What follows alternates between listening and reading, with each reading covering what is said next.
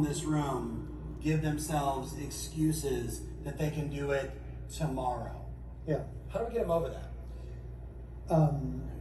Look at your checking account every morning when you start the day. That's actually really good, yeah. And if That's you, called motivation. and if you don't have 5 figures, and the 5 figures have to be more in the 7, 8, and 9 than the 1, 2, and 3, you're not doing your job. Yeah. I mean, because this is a business of excessive amounts of potential income. I mean, now think about this. Some of you make $300,000, 400,000. Some make $3 or $4 or $5 million a year. Tom, we have customers like that all the time.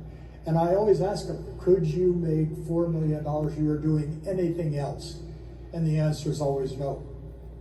So therefore, do your job every single day at the highest level and with the highest amount of integrity and enthusiasm. And you don't have to be anything more than having great content that you're going to say to the buyers and sellers. Watch, get over yourself and do your job.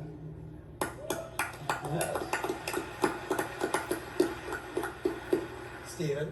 All right, I don't think I've ever asked you this before, but just what advice do you have for me? You know, life is getting hectic, work is getting busy. What advice do you have for me just to live my life to the fullest?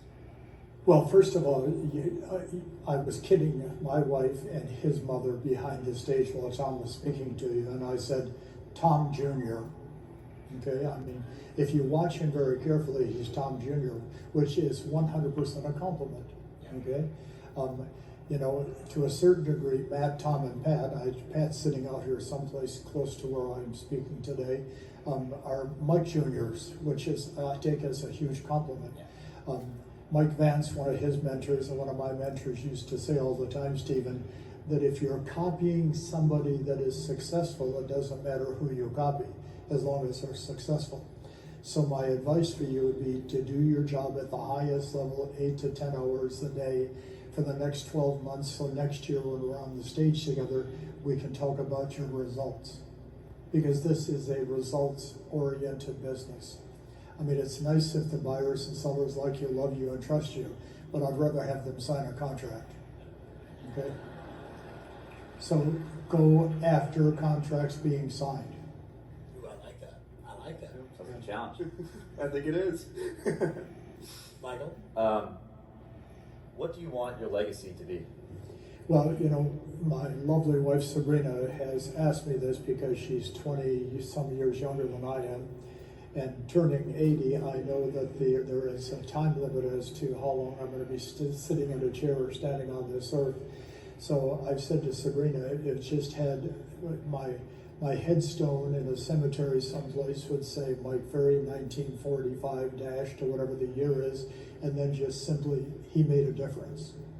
And if that's all it says, and I make a difference. Hold on. I had no idea what any of you were expecting, but I have to do this. That's great.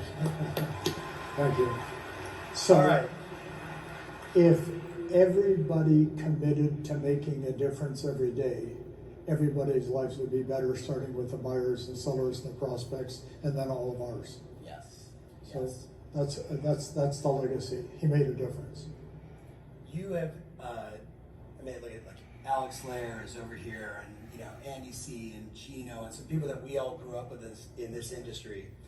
The thing that I'm always impressed by with you and so many of my mentors is you have always reinvented yourself. Yes. And I think a lot of the reasons why all of our friends come to events like this is they're looking for that change. Yeah.